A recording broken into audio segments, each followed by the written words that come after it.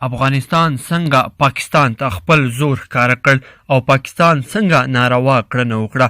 جنجال په څه رامنځته شو، نتیجه یې څه شوه؟ ګرانو کتونکو السلام علیکم، وخت مو په خیر، ستړي مه شئ. ویډیو را سره طرفه پورې وګورئ. د افغانستان او پاکستان تر مابین د شخړې په اړه به له ډیرو رازونو څخه خبر شئ. پاکستان بیا د افغانستان بیرغ ته سپکاوی کړی دی. پېښور کې احتجاجاً افغان کونسلګري تړل شوې ده.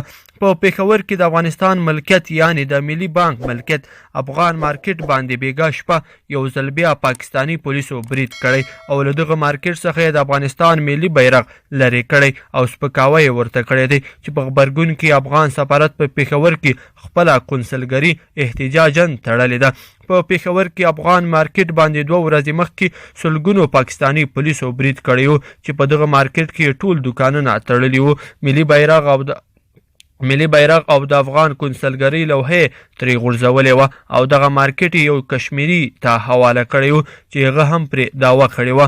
پاکستان پېښور کې د افغانستان ملکیت یعنی افغان مارکیټ په زوره قبضه کړی دی، خو وروسته په پاکستان کې افغان سفیر عاطف مشل پېښور ته ولاړ او په افغان مارکیټ یې د افغانستان ملي بیرغ بیرته ورپاوه او پاکستاني لوري ته یې وویل چې دغه ځمکه د افغانستان ملکیت دی او هیڅوک حق نه لري چې دعوه پرې وکړي.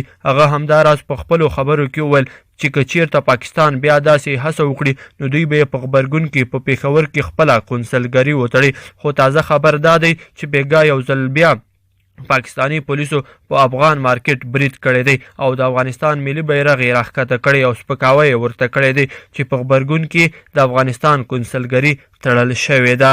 ګرانو کتونکو دا وه زموږ نننۍ ویډیو. که مو ویډیو خوښه شوې وي لایک کړئ او نورو دوستانو سره هم شریکه کړئ او زموږ دغه افغان ټیپس چینل هم در سره سبسکرایب کړئ.